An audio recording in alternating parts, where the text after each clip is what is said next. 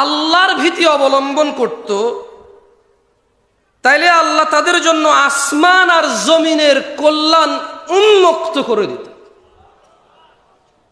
আল্লাহ করবে না, আল্লাহ করেনি।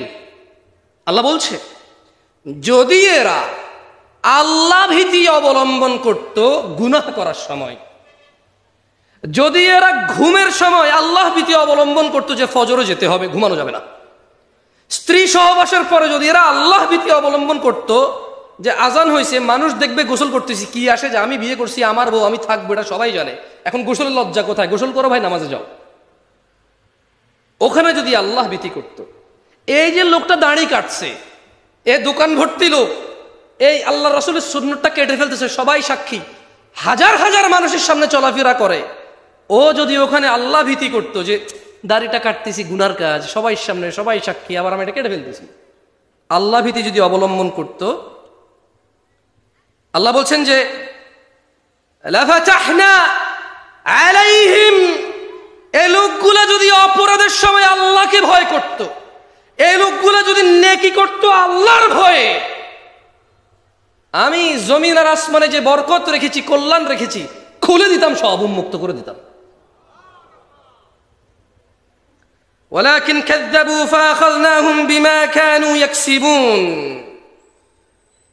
কিন্তু তারা, মানে আমরা সত্যকে প্রত্যাখ্যান করলাম। আল্লাহ এটাই বলছে, আল্লাহ বলছে কাজেই তাদের কৃতকর্মের জন্য তাদেরকে আমি পাকড়াও করলাম।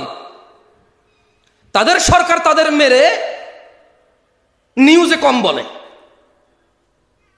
তাদের সরকার তাদেরকে মেরে বলে যে রং মাখায় শুয়ে আছে, তাদের অভিভাবক তাদের নিরাপত্তা নিশ্চিত যে করবে দুনিয়াতে আল্লাহর তৌফিকে, সে বলছে যে এরা রং মেখে শুয়ে আছে, অথচ ওই মারলো ওদেরকে। কারণ কি? কারণ এরা আল্লাহ ভীতি অবলম্বন করেনি। আল্লাহ বলছে যদি এরা আল্লাহ ভীতি অবলম্বন করত, যদি এরা আল্লাহ ভীতি অবলম্বন করত, আল্লাহ তাদের জন্য জমিন আসমানের বরকত খুলতো, কল্যাণ খুলতো। আর তারা কি করলো? তারা আল্লাহ ভীতিকে প্রত্যাখ্যান করলো, তাই আল্লাহ ওদেরকে পাকড়াও করলেন।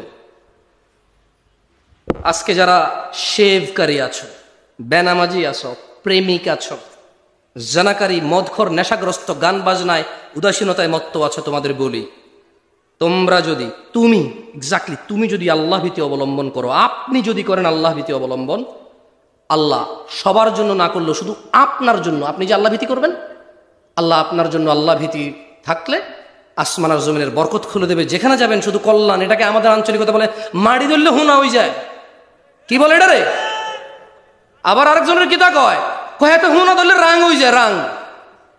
শুদ্ধ ভাষা কি আমি জানি না, এটা আমার আম্মা, চাচি, জেঠিদেরকে বলতে শুনছি যে হাতের কিচ্ছু তো হাতে মাড়ি ধরলে হুনা হয়ে যায়, মানে যেদিকে যায় শুধু অবাগা দুর্বাগা।